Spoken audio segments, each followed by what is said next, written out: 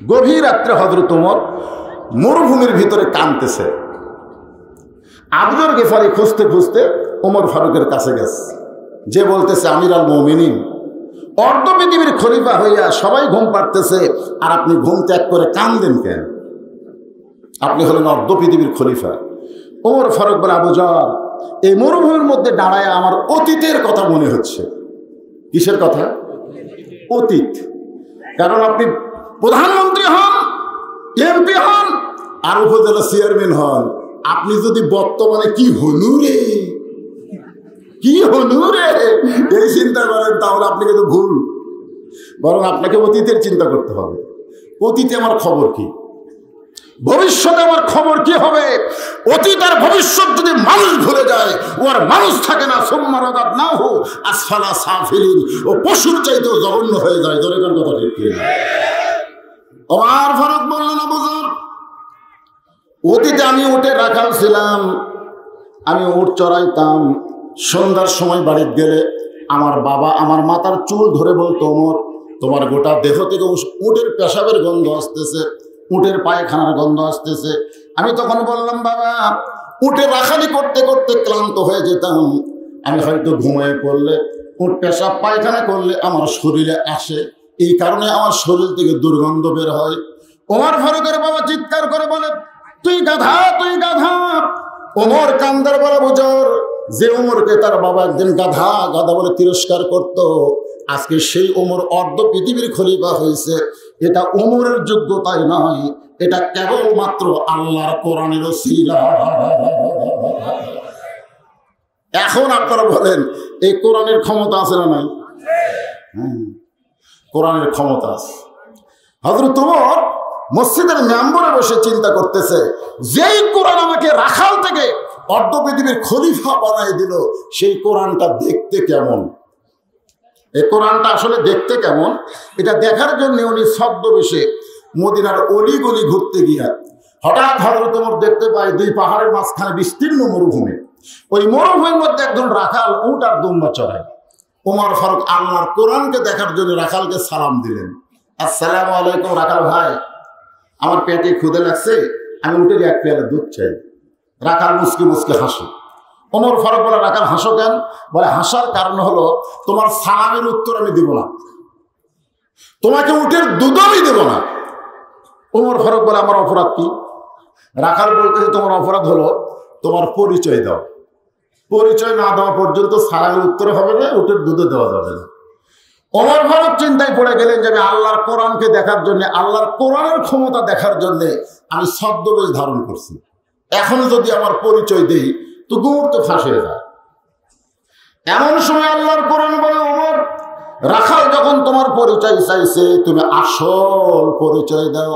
আসল পরিচয় তুমি প্রধানমন্ত্রী নও, আসল পরিচয় তুমি চেয়ারম্যান নও, আসল পরিচয় তুমি এমপি নও, আসল পরিচয় তুমি এসপি নও, আসল পরিচয় তুমি ডিসি নও, আসল পরিচয় হলো মিল্লাতা আবিকুম ইব্রাহিম ওয়া সাম্মাকুমুল মুসলিমিন। আল্লাহর কোরআন বলে দিচ্ছে, ওমর, রাখাল তোমার আসল পরিচয় চাইছে। আসল পরিচয় কি? তোমার জাতির পিতা হযরত ইব্রাহিম তোমার নাম রেখেছে মুসলমান, এখন তোমার আসল পরিচয় হলো তুমি একজন মুসলমান। এখন যদি আপনাদের বলি আমাদের আসল পরিচয় কি, সবাই বলা লাগবে। দুই কাঁধে দুটো ফেরেশতা আছে না নাই? ওরা কি লিখবে না? তাহলে জবান খুলে বলেন, আমাদের আসল পরিচয় কি? আরো জোরসে বলুন, লা তামুতুন্না ইল্লা ওয়া আনতুম মুসলিমুন। আল্লাহ বলতেছেন তোমরা মুসলমান না হয়ে মরো না। তার মানে বোঝা গেল মুসলমান আমাদের পরিচয়, মুসলমান হিসেবে কি করা লাগবে? কথা কয় না, মরা লাগবে রে। বর্তমানে আমরা যেভাবে চলতেছি, মুসলমান হয়ে মরতে পারবেন তার কোনো গ্যারান্টি আছে? আজকে গ্যারান্টি নিয়ে যান। আজকের আসলে যদি বাস্তবে গ্রহণ করি, আপনি যে মুসলমান হয়ে মরবেন এ ব্যাপারে কোনো সন্দেহ নাই ইনশাআল্লাহ। ওমর ফারুক বলে, রাখাল ভাই, আমার পরিচয় হলো আমি একজন মুসলমান। রাখাল মুসকি মুসকি হাসে। ওমর ফারুক বলে, রাখাল হাসো কেন? বলে, হাসার কারণ হলো তুমি আসল না নকল। ওমর ফারুক চমকে উঠছে। মুসলমান তো মুসলমানই, এর মধ্যে আসল নকল কি? রাখাল বলতেছে পথিক, ওমর ফারুককে বলতেছে পথিক, আসল মুসলমান যারা হবে তারা চাওয়ার ব্যাপারে, খুব খেয়াল করে শুনবেন, তারা চাওয়ার ব্যাপারে সতর্ক থাকবে। চাওয়া, আসল মুসলমান দরকার হলে ফাঁসির মঞ্চে যাবে, কিন্তু রাষ্ট্রপতির কাছে বাঁচার দরখাস্ত লিখবে না। আসল মুসলমান উকিল যে বলবে যদি বাঁচতে চান তাহলে রাষ্ট্রপতির কাছে একটা দরখাস্ত লেখেন, রাষ্ট্রপতি দয়া করে যদি আপনার ফাঁসি মওকুফ করে। আসল মুসলমান মুসকে মুসকে হাসে আর কয় যে নিজেই বাঁচবে না, তার কাছে বাঁচার দরখাস্ত লেখা জায়েজ না।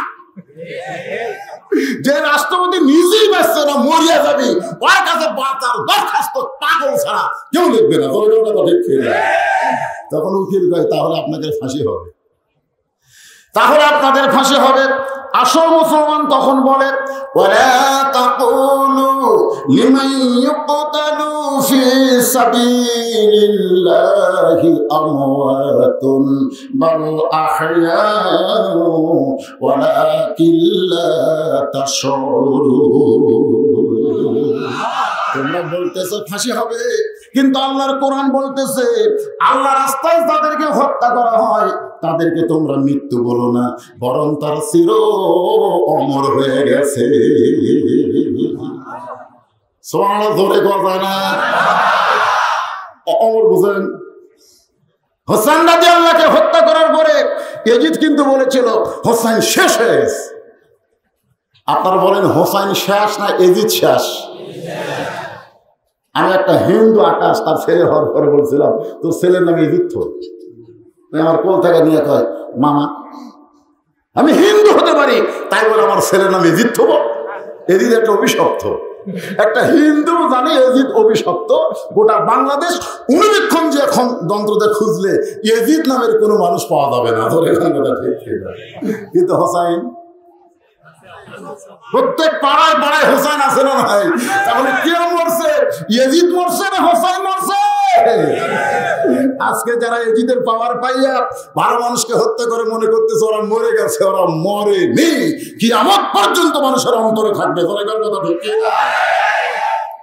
রাজত্ব রাজনীতি চলবে কার? মুসলমান হিসাবে জানার অধিকার আছে না নাই? দরকার আছে না? হ্যাঁ, জানতে হবে। বিএনপি থেকে এক তরুণ প্রজন্মের নেতা হুম্মাম কাদের চৌধুরী চিটাগাঙ্গের এক সমাবেশে বলে, সমাবেশে তো তকবীর হয় না, তকবীর হয় এরকম মাহফিলে। ধরে কোন ঠিক কিনা? ও বেটা বলছে নারায়ে তাকবীর।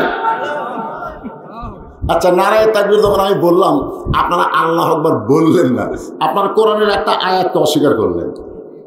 আল্লাহ রাসূলকে বলেছেন অরাব্বাকা ফাকাব্বির, রবের তাকবীর দাও।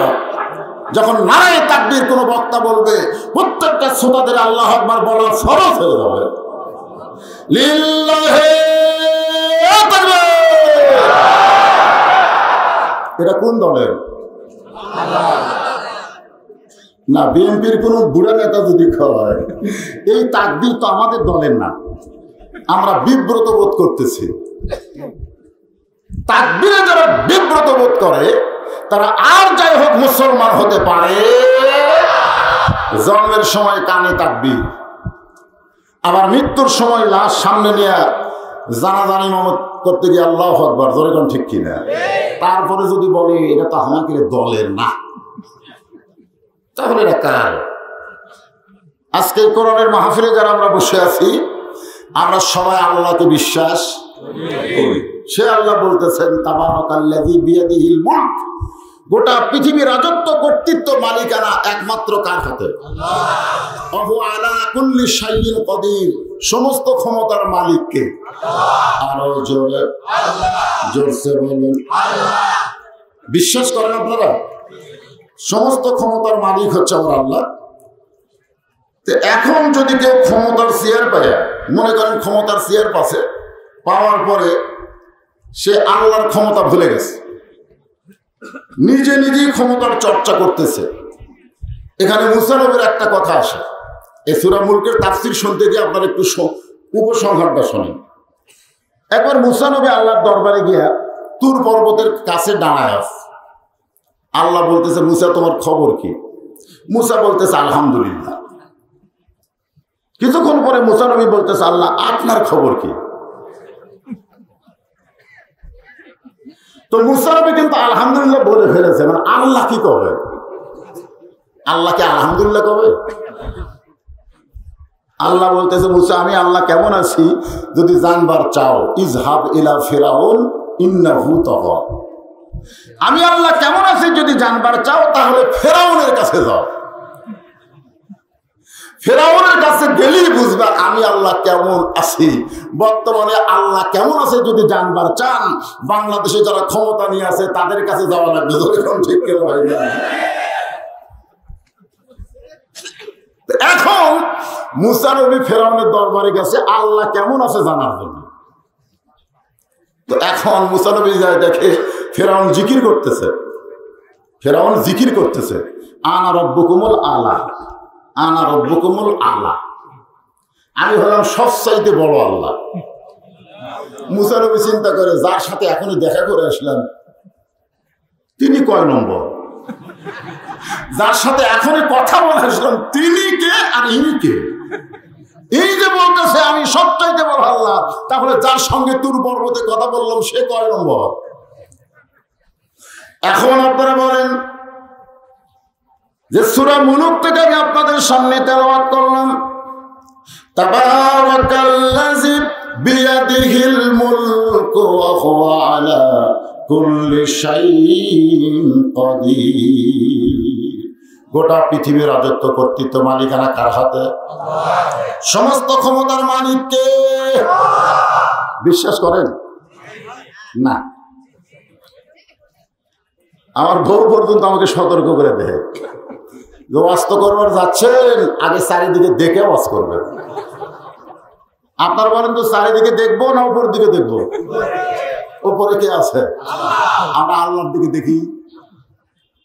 আমরা চারিদিকে দেখি পুলিশ আছে কিনা, র্যাব আছে কিনা, বর্তমান সরকারের কোন ক্যাডার মানুষ আছে কিনা, এগুলো দেখার পরে তারপর ওয়াজ শুরু করি।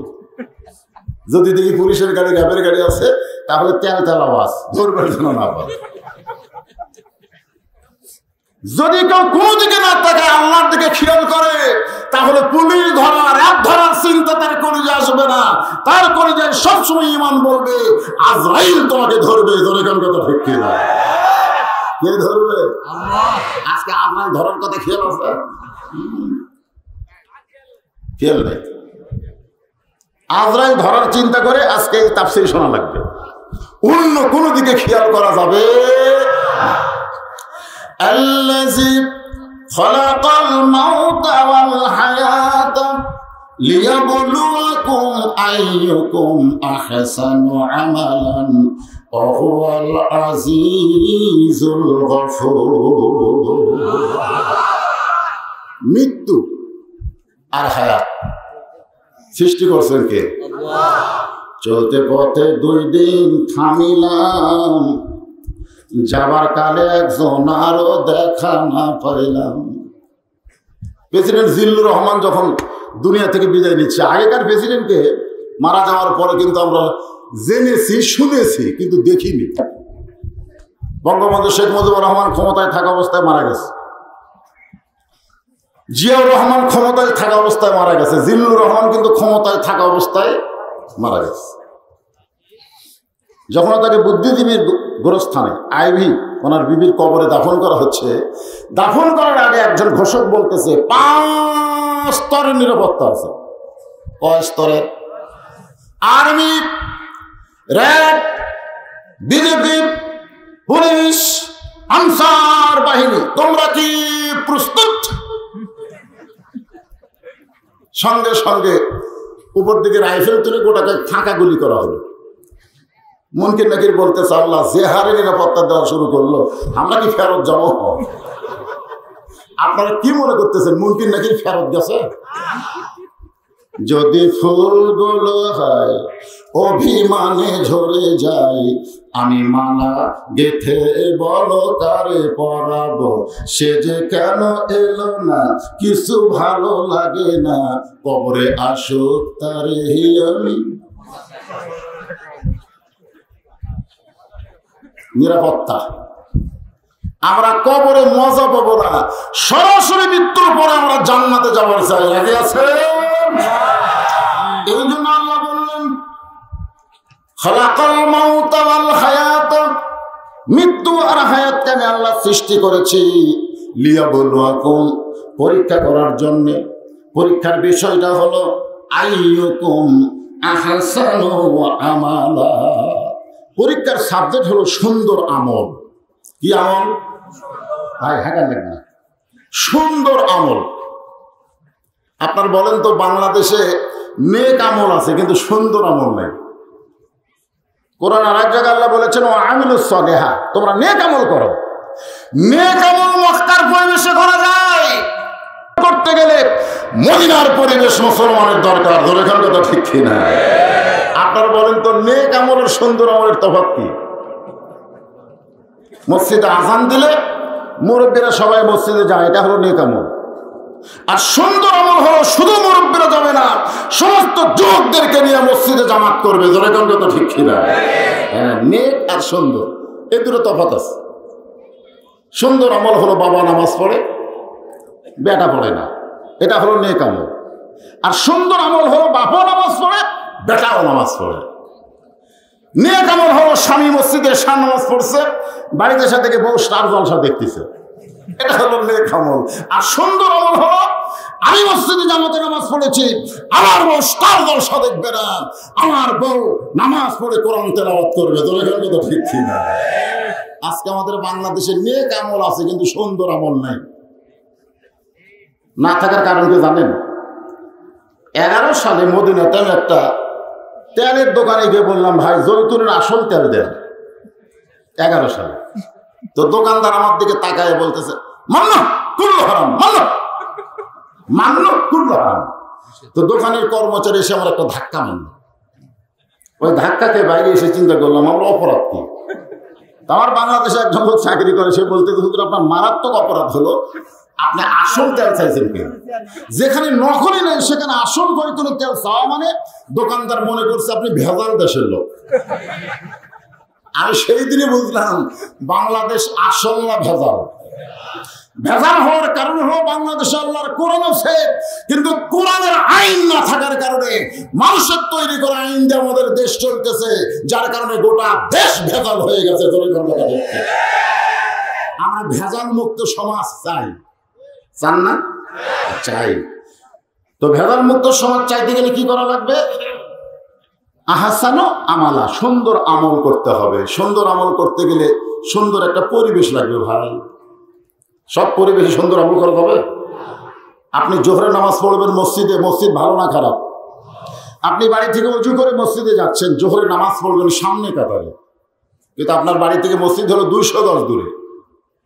রাস্তার মধ্যে 200 গজের মধ্যে 2টা বেপর্দা নারী আপনার চোখত পড়ছে, আপনি ফালাবার চান নাই, পড়িছে। মোটর সাইকেল চালাইতে কেউ পোকা চোখে ফালাবার চায়? কিন্তু হঠাৎ যদি পড়ে আপনি কি গাড়ি চালাবেন? গাড়ি অফ করে দিয়ে আপনি নরম কাপড় দিয়ে পোকা 2টা তুলবেন, তারপরে গাড়ি চালাবেন। কিন্তু রাস্তায় বেপর্দা 2টা নারী পড়লে আপনি কি তুলবার পারবেন? আমার চোখে কুটে পড়লো, দেখতো দেখতো না, কারণ চোখে পড়া মাত্রই আপনার একটা মেমোরি আছে এই জায়গায়, এই মেমোরির মধ্যে ফোকাস লাইট দিয়ে সেভ হয়ে গেছে। এখন সামনে কাতারে গিয়ে আপনি বলতেছেন ইলা জিহাতুল কাবাতি শরীফাতে আল্লাহু আকবার, মুখ আছে কাবার দিকে, চোখ আছে সিজদার দিকে, আর মন বলতেছে রাস্তা কি দেখলাম রে। আপনার বলেন নামাজ হবে? তাহলে মসজিদ ভালো, বাড়ি ভালো, রাস্তাগুলো বেপর্দা নারীদের দখলে চলে গেল। এই বেপর্দা নারী মুক্ত আমাদের সমাজ দরকার আছে না নাই? আজকে আমাদের ছেলেগুলো সরকার নিয়ম করেছে, এখানে নেতারা বসে আছে যে 22 বছর ছেলে 18 বছর নারী, এর নিচে বিয়ে দিলে বাল্য বিয়ে হবে। বর্তমান সরকার বাল্য বিয়ে বন্ধ করার জন্য বহু চেষ্টা করতেছে, কিন্তু বাল্য প্রেম বন্ধ করার জন্য সরকারের কোনো চেষ্টা নাই। যেরকম ঠিক কি না? আপনারা বলেন তো বিয়ে ভালো না প্রেম ভালো? বিয়ে বাল্য হলো তা হারাম, সে হারাম জিনিসটা সরকার বন্ধ করবে, কিন্তু বাল্য প্রেম হারাম এইটা বন্ধ করার কোনো তৎপরতা সরকারের নাই। আজকে আমাদের ছেলেগুলো মেয়েগুলো সব নষ্ট হয়ে গেল। এই ছেলে মেয়েদেরকে সাইজ করা লাগবে। শোনেন, আমার ওয়াজ দেওয়া হবে না। বর্তমানে জিবরাইল ফেরেশতা এসে যদি ওয়াজ করে, এদেরকে ভালো করা যাবে না, ভালো করা যাবে না।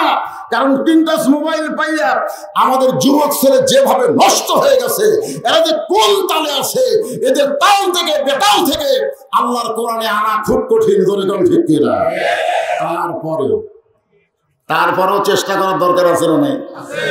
আসবে না তো যুবকেরা সব রাস্তা আছে, যুবকের আছে। বাবা একটু মনোযোগ দিয়ে শোনো বাবা, বুড়া মানুষের জন্য ওয়াজ করা লাগবে না, এমনি ভালো। আমি যুবকদেরকে সামনে নিয়ে এই সূরা মুলকের দুটো আয়াত থেকে আপনাদের সামনে আলোচনা করব। এখন সুন্দর পরিবেশ তৈরি করতে গেলে আপনারা বলেন তো, সুন্দর একটা সমাজের দরকার আছে না নাই? সুন্দর সমাজ যদি আপনি তৈরি করতে চান, তাহলে সুন্দর একটা রাষ্ট্র রাখবে। সুন্দর একটা রাষ্ট্র যদি আপনি গঠন করতে চান, তাহলে ব্রিটিশের আইন দিয়ে হবে না, মানুষের তৈরি করা সংবিধান দিয়ে হবে না, আল্লাহর কোরআনের আইন লাগবে। ধরে কোন কথা ঠিক কিনা? ইনশাআল্লাহ সুন্দর রাষ্ট্র গঠন হবে।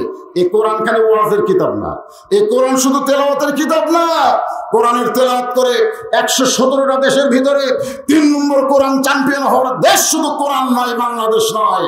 এই বাংলাদেশের কোরআন গ্রহণ করার দেশ। জোরে কোরআন ঠিক কিনা? কিন্তু সে পরিস্থিতি আমাদের নাই। আসুন আজকে সূরা মুলকের আলোচনা শুনতে গিয়ে আল্লাহর কোরআনকে আমরা নিজের চোখে একটু দেখতে চাই। রাজি আছেন? আমরা কোন নবীর উম্মত? দোজাহানের শ্রেষ্ঠ পয়গম্বর রাহমাতুল লিল আলামিন যে নবীর উম্মত হতে গিয়ে আমরা কত বড় ভাগ্যবান। আল্লাহ রাসূল বলেন, আমার একজন উম্মত বাহিরে থাকা অবস্থায় আমি নবী ভিতরে ঢুকবো না। আমার একটা উম্মত বাহিরে থাকা অবস্থায় আমি নবী ভিতরে ঢুকবো না। কিসের ভিতর? দেখছেন কি নবী পাইছি? যেই নবী ঘোষণা করেছেন আমার একটা উম্মত জান্নাতের বাহিরে থাকা অবস্থায় আমি রাসূল ভিতরে ঢুকবো না। সমস্ত উম্মতকে নিয়ে আমাদের নবী জান্নাতে ঢুকবেন। এখন বলেন, সেই নবীকে আমাদের মানা দরকার আছে না নাই? আল্লাহ কোরআনে বলেছেন, লাকাদ কানা লাকুম ফি রাসূলিল্লাহি উসওয়াতুন হাসানা। দুনিয়ার সাধারণ মানুষকে তোমরা নেতা বানায়া তাদের পিছনে চামচাগিরি না করে রাসূলকে তোমাদের আদর্শ হিসেবে গ্রহণ করে নাও। একথা কার? আল্লাহ। বিশেষ করে আপনারা যে কোরআন থেকে আলোচনা শুনবেন, তাফসীরুল কোরআন মাহফিল দিয়েছেন, আমি আপনাদেরকে বলবো, আপনারা একটু চিন্তা ভাবনা করে বলবেন, এ কোরআনে কোনো ভেজাল? যারা বললেন না তারা কি?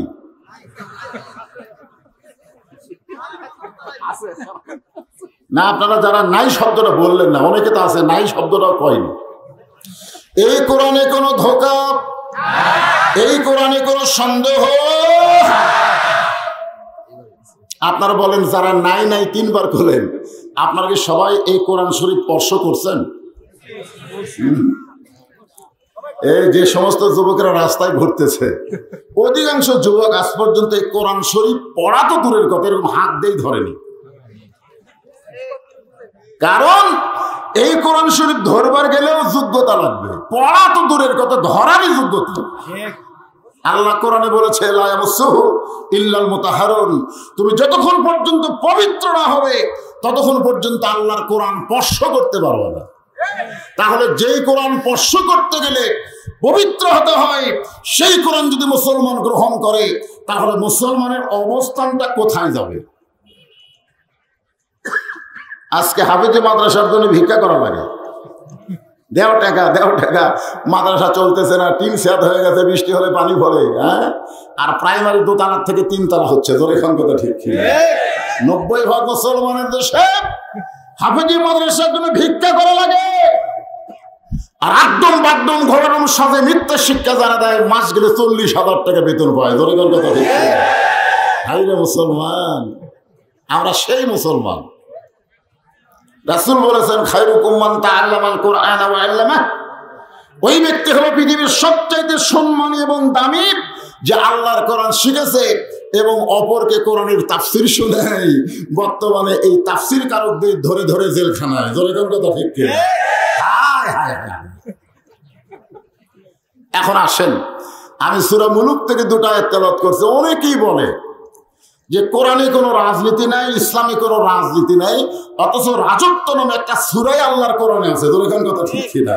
সূরাটার নাম কি? সূরা মুলক, 29 পারার প্রথম। কোরআন কয় পারা? জোরে বলেন কয় পারা? 29 পারার প্রথমেই যে সূরাটার নাম। যারা হজ করছেন আমার সঙ্গে 11 সালে আমাদের আদমদীঘ উপজেলা, এ কথা কিন্তু রেকর্ড হচ্ছে, আদমদীঘ উপজেলার চেয়ারম্যান সাহেব হজ করছেন একসাথে। উনি আওয়ামী লীগের চেয়ারম্যান। কিসের চেয়ারম্যান? আওয়ামী লীগের চেয়ারম্যান। একেবারে কাবার চত্বরে গিয়ে উনি পড়তেছেন, সবার সাথে সাথে উনি বলতেছেন লব্বাইক আল্লাহুম্মা লব্বাইক লব্বাইক লা শারীকা লাকা লব্বাইক ইন্নাল হামদা ওয়ান নি'মাতা লাকা ওয়াল মুলক লা শারীকা লাক। আমি চেয়ারম্যানের হাত ধরে বললাম, চেয়ারম্যান সাহেব আগে কি করেছেন সেটা জানবার চাচ্ছি না, লাস্টে তো বললেন লাকা ওয়াল মুলক লা শারীকা লাক, এর মানে কি? তো চেয়ারম্যান বলতে হুজুর সবাই কয় হামক করে। আমি বললাম তোতা পাখির মতন, ময়না পাখির মতন শুনে বুলিয়া বলে হবে না। যেই কথা কাবার আঙ্গিনায় বলতেছি তার বাংলা অর্থ বুঝে আমল করা লাগবে। দলের কথা ঠিক না? আমি মুখে বললাম লব্বাইক লব্বাইক, কিন্তু এইটা বাস্তবে আমি গ্রহণ করলাম না। আমাকে বলে হুজুর তাহলে আপনি বলেন অর্থ কি? আমি বললাম আপনি তো রাজনীতি করেন আওয়ামী লীগের, আমিও একটা দল করি, দেখেন তো এই লাস্টের কথা কোন দলের কথা আছে। তোকে আগে বাংলা খান। বাংলা হচ্ছে লাকা ওয়াল মুলক লা শারীকা লাক। রাজত্বের ভিতরে, রাজনীতির ভিতরে একমাত্র আল্লাহ ছাড়া অন্য কাউকে স্বীকার করি না। তাহলে আপনি দল করেন কার আর তলিবিয়া পাঠ করতেছেন কার? তো হজের আগে যা করছেন, হজের পরে আর করা চলবে না। একসঙ্গে বিমানবন্দরে নামার পরে বললাম চেয়ারম্যান সাহেব ওই কথাকে মনে আছে? আমি চিন্তা করে দেখলাম যে বর্তমানে আপনাদের এলাকায় কোন সূরার তাফসীর করা যায়। চিন্তা ভাবনা করে দেখলাম আমার সামনে এসে গেল সূরা মুলক। আল্লাহর বান্দারা একটু মনোযোগ দিয়ে শুনবেন। রাখাল বলতে ফটিক, তুমি যদি আসল মুসলমান হও তাহলে তুমি দুধ চাইছো কার কাছে?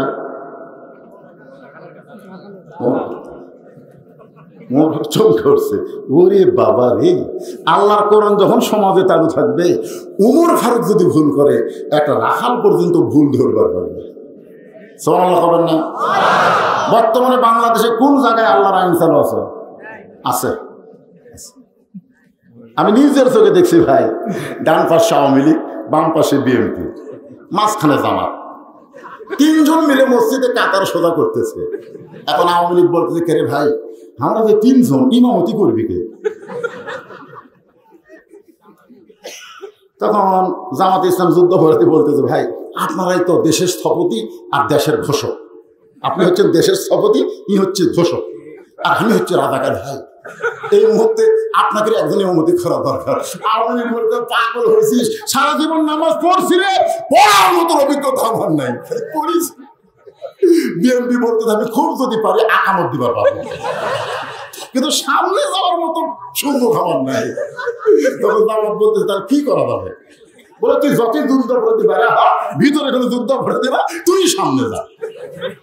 এখন দাওয়াত ইসলাম ইমামতি করতেছে, এরা 2 জনে ইক্তিদা করতেছে। ফেরেশতাকে আল্লাহ, এটা কোন জায়গা? এটা কোন জায়গা? আল্লাহ বলতেছে এটা আমার ঘর, এইখানে কোনো রাজনীতি চলবে না, সব দল এক কাতারে দাঁড়াবে। ধরে বর্তমানে একটা জায়গায় আছে যে জায়গায় আল্লাহ আমাকে দখলে রাখছে। তোমরা যত এমপি মন্ত্রী হও পিছনে দাঁড়াও, ওই সামনে যাওয়ার ক্ষমতা তোমাকে। আমার এলাকার হাফেজ বলতেছে হুজুর আজকে জুমার দিন আমার সাথে কি হয়েছে? বলি আমার পিছনে তাকায় দেখি এমপির উড়াত মোটা, পেট মোটা। আমি চিন্তা করলাম এমপিকে তো সাইজ করা লাগবে, কোন জায়গা করা যায়? চিন্তা করলাম রুকুর মধ্যে বেশিক্ষণ রাখা লাগবে, রুকুর মধ্যে যায়। এতদিন বলতাম সরবলাদিন সরবলাদিন সরবলাদিন, কিন্তু সেদিন চিন্তা করলাম টাইনে সুবহানাল্লাহ আযীম। এমপি খালি মাজা কসলা। আল্লাহ কয় যতই মাজা কসলা, ইমাম মাথা না তোলা পর্যন্ত তুলবার পারবি না। ধরে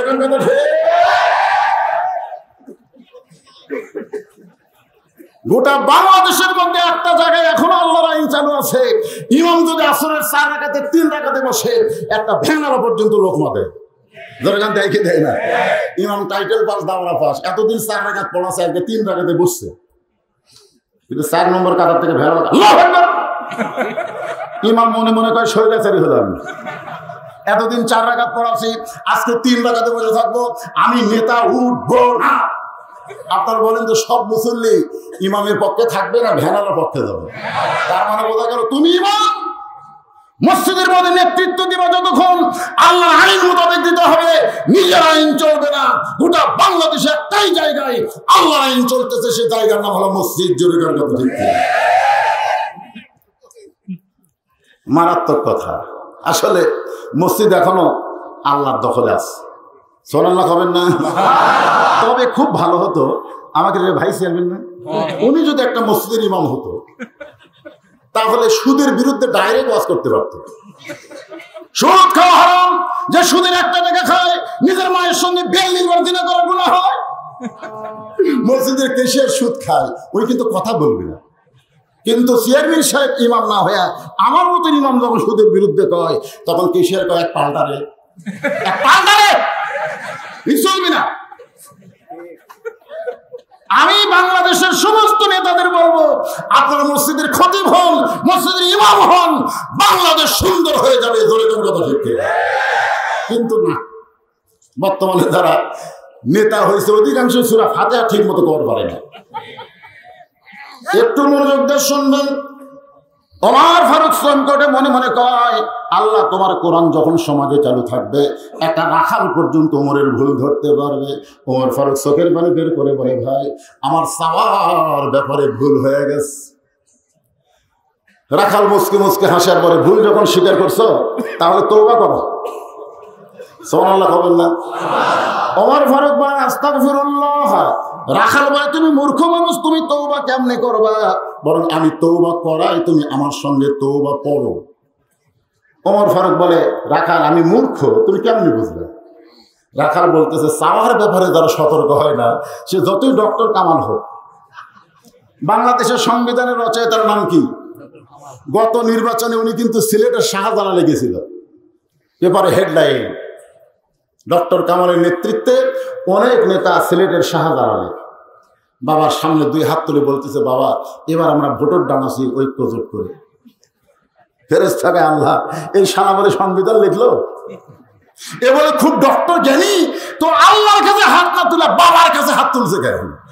হ্যাঁ, ইয়াকা নাবুদু ওয়া ইয়াকা নাস্তাইন, গোলামি করবো যার সাহায্য চাবো তার কাছে। ডক্টর কামাল বাবার দরবারে গিয়ে বলতেছে, বাবা আমরা ভোটার ডানাছি। বাবা আপনার বলে যত বড় শিক্ষক হোক, চাওয়ার ব্যাপারে কি? জোরে কান, আরো জোরে। রাখাল বলে, পথিক চাওয়ার ব্যাপারে তুমি যখন মূর্খামি করেছো, তুমি তওবা কেমনে করবা? আমি তওবা করাই, তুমি আমার সঙ্গে তওবা পড়ো। এবার রাখাল হয়ত উমরকে তওবা পড়াচ্ছেন, আপনারাও আমার সঙ্গে সকলে পড়েন, আস্তাগফিরুল্লাহ রাব্বি মিন কুল্লি জামবিন ওয়া তুবু ইলাইহি। আচ্ছা, তওবা করতে কি সমস্যা আছে? আর সকলে পড়েন, লা হাওলা ওয়ালা কুওয়াতা ইল্লা বিল্লাহিল আলিয়্যিল আযীম। ওমর ফারুক তওবা করার পরে বলতেছে, রাখাল ভাই আল্লাহর ওয়াস্তে ওটের 1 বেলা দুধ দাও, যে দুধটা পান করে ক্ষুধা তৃষ্ণা নিবারণ করতে চাই। আল্লাহর ওয়াস্তে। কার ওয়াস্তে? আমাদের কতগুলো ফকির ভিক্ষা চায় না, লা ইলাহা ইল্লাল্লাহ, আল্লাহর ওয়াস্তে ভিক্ষা দাও। দেখেন ওমর ফারুক বলতেছে আল্লাহর ওয়াস্তে। রাখাল মুস্কি মুস্কি হাসে। ওমর ফারুক বলে, হাসো কেন? রাখাল হাসার কারণ হলো, তুমি তওবা করার পরে আবার মুনাফিক হলে। যেই বলছে মুনাফিক, ওমরের চেহারা রক্তের মতো লাল। রাস্তা দেখলে শয়তান কয়দিন যায় না, আর তার কয় মুনাফিক।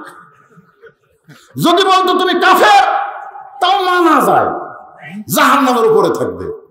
যদি বলে মুনাফিক, জাহান্নামের তলে থাকবে। কাফেরের উপর থেকে পেশাব পায়খানা করবে, তলের মুনাফিকরা খাবে।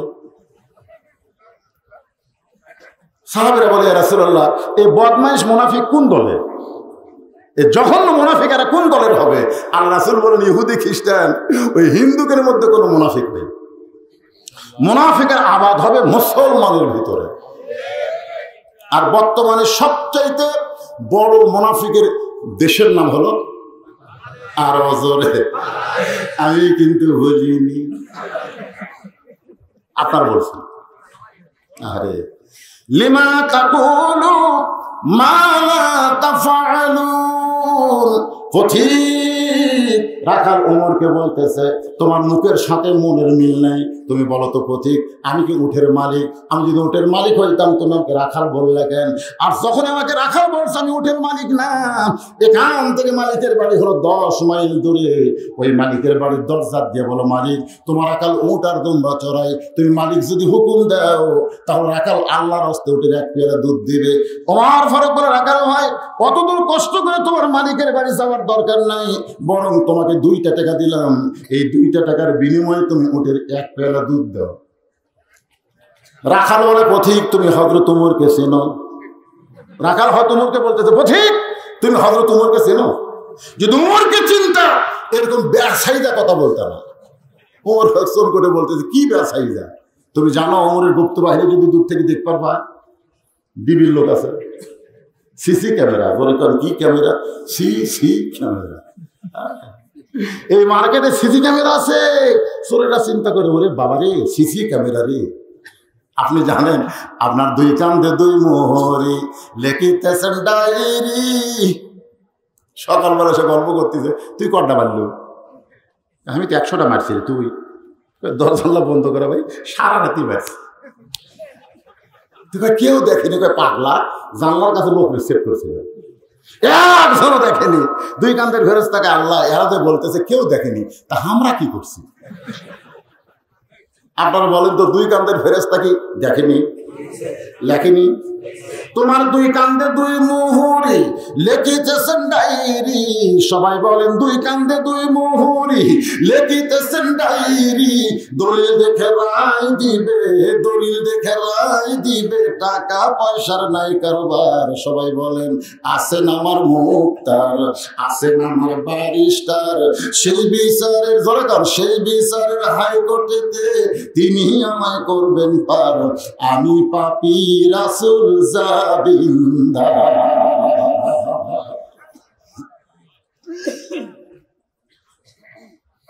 ওমর ফারুক এই কথা বলার সঙ্গে সঙ্গে রাখাল বলে, পথিক উমরের গুপ্ত বাহিনী ঘুরতেছে, দূর থেকে যদি দেখবার পায় তুমি আমাকে 2 টাকা ঘুষ দিছো, আর মালিক বাদ দিয়ে তোমার উটের 1 পেয়ালা দুধ দিলাম, তাহলে তোমাকেও ধরবে এবং আমাকেও ধরবে। এই বয়সে তুমি ধরা পড়বা? যেরকম আমার বউ আমাকে মাঝে মধ্যে কয়, একটু বুঝে শুনে ওয়াজ করেন, এই বুড়া বয়সে ধরা পড়েনি। রাখাল বলতে পথিক এই বয়সে তুমি ধরা পড়বা?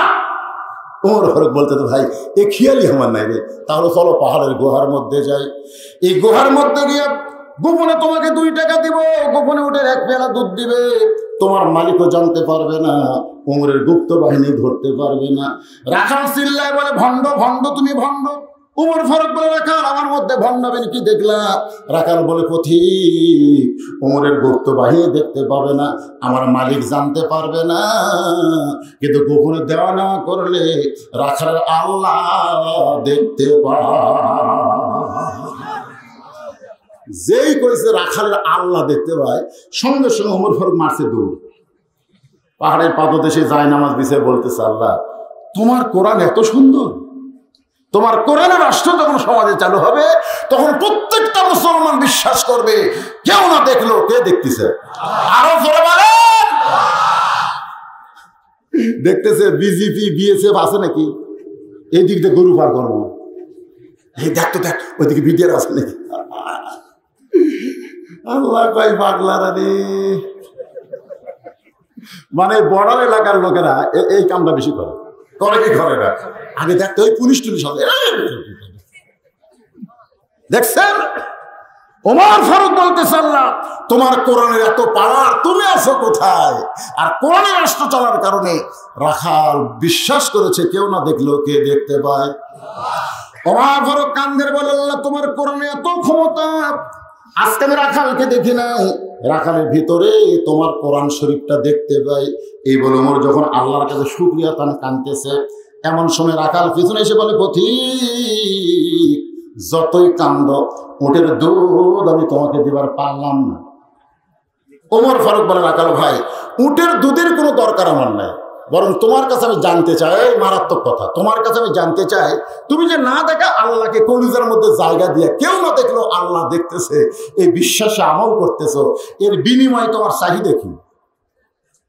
কারণ তোমার একটা ভালো বাড়ি নাই, তোমার একটা ভালো চাকরি নাই, তোমার ভালো খাওয়া দাওয়া নেই, তুমি যে আল্লাহর আইন পালন করে কেউ না দেখতে আল্লাহ দেখতেছে, এই বিশ্বাস নিয়ে চলতেছো, এর বিনিময়ে তোমার চাহিদা কি? আপনারা বলেন তো একটা চাহিদা নেই?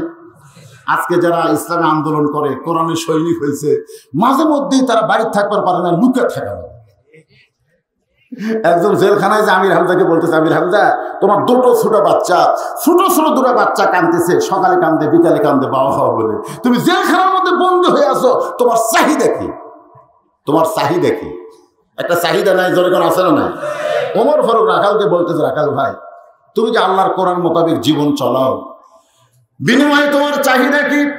সুন্দর কোনো বাড়ি নাই, সুন্দর কোনো চাকরি নাই, সুন্দর খাওয়া দাওয়া নাই, এরপরও আল্লাহর আইন অনুযায়ী চলো, এর বিনিময়ে তোমার চাহিদা কি? সঙ্গে সঙ্গে রাখাল বলতেছে, পড়েন আমার সঙ্গে, রব্বানা, পড়েন, রব্বানা আতিনা ফিদ দুনিয়া হাসানাতাও ওয়া ফিল আখিরাতি হাসানা ওয়া কিনা আযাবান্নার। ওমর ফারুক বলে, রাখাল আমি তোমার চাহিদা জানতে চাইলাম আর তুমি কোরআনের আয়াত পড়ে শোনালে। রাখাল বলে, তুমি আসলেই মূর্খ। এই আয়াতের মধ্যে আমার দুইটা চাহিদার কথা আছে। এক নম্বর হলো দুনিয়ার সৌন্দর্য, মহামানব হযরত ওমরকে আমি এক নজর দেখতে চাই। আমার সারা জীবনের সাধনা যে ওমর আল্লাহর কোরআন দিয়ে রাষ্ট্র চালায়, সেই মহামানব ওমরকে আমি এক নজর দেখতে চাই, এটা হলো আমার দুনিয়ার চাহিদা। আমার দুনিয়ার চাহিদা হলো ভালো একটা নেতা আমি দেখতে চাই, যে নেতার নাম কি? সরকার নাম কি? আপনাকে চাহিদা কি? ভালো একটা নেতার দরকার আছে না? আরে ভালো নেতা রে, ভালো নেতা, ভালো একটা নেতা ওমর ফারুক আমি এক নজর দেখতে চাই। আমার দুই নম্বর চাহিদা হলো, আমি রাখাল যখন মরে যাব, মরার সঙ্গে সঙ্গে আল্লাহ যেন জান্নাত দেয়। রাখালের চাহিদা কয়টা? এক নম্বর হলো ওমর ফারুক এক নজর দেখা। দুই নম্বর চাহিদা মরার পরে জান্নাত যাওয়া। ওমর ফারুক দৌড়ে এসে রাখালের হাতটা খস করে ধরছে, হাতটা ধরি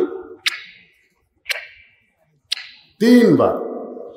রাখাল মুসকে মুসকে হাসার পাগল নাকি? আমার ঘামা হাতে চুবা দিলেন। ওমর ফারুক বলে, রাখাল তোমার দুই নম্বর চাহিদা আল্লাহ পুরা করছে, মরার সঙ্গে সঙ্গে আল্লাহ তোমাকে জান্নাত দিয়ে দিবে। কোরআনে দলিল আছে না নাই? ইন্নাল্লাযীনা ক্বালু রব্বুনা আল্লাহু সুম্মা ইসতাকামু তাতানাজ্জালু আলাইহিমুল মালায়েকা আল্লা তাখাফু ওয়া লা তাহজানু ওয়া আবশিরু বিল জান্নাতিল্লাতী কুনতুম তুআদুন। রাখাল মুস্কি মুস্কি হাসে। ওমর ফারুক বলে, রাখাল হাসো কেন? বলে, হাসার কারণ হলো মরার পরে জান্নাতে যাব এই কথা তুমি বলতেছো, কিন্তু হযরত ওমরকে দেখতে পাবো এই কথা বলতে তোমার কোন জায়গায় বাজে? মরার পরে জান্নাত যাবো এটা হলো বাকি। টাকা দিল 10 বেশ তো ফসা ফস, টাকা দিল 20 বেশ তো আল্লাহ দিয়ে দিস। আপনারা বলেন এই যদি বলি আমি ওমর, বলাও সারা, রাখাল হাত ফেল করে মরাও সারা। কি বুঝতেছেন? কি পড়াছে? তওবা পড়াছে, মুনাফিক কাছে ভণ্ড করেছে। এখন যদি বলি আমি ওমর, এ শোনা মাত্র রাখা হাত ফেল করে বলবে। আপনার বলেন তো বাংলাদেশে সবচাইতে মানুষ বেশি মরতেছে কোন রোগে? স্ট্রোক করে মরতেছে। অথচ সরকার এই করোনার দোহাই তুলে মাত্র 3 বছরে মানুষ মরছে 30,000, আর প্রতি বছর স্ট্রোক করে মানুষ মরতেছে 1 লক্ষ। 1-1 লক্ষ মানুষ টুক করে মরতেছে, এদিকে কোনো চিন্তা নাই, করোনা হয়ে যার নাম কিন্তু করোনা হয়ে কয়েকদিন মরছে না। আমার এলাকার এক ফকির করোনার সময় ওই মুখে তো মাছ দেয় না, কিচ্ছু হতো না।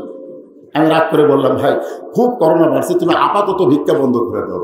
ফকির বলতে হুজুর আপনি আলেম না জানেন? না না আপনি আলেম না জালেম? আমি বললাম কেন?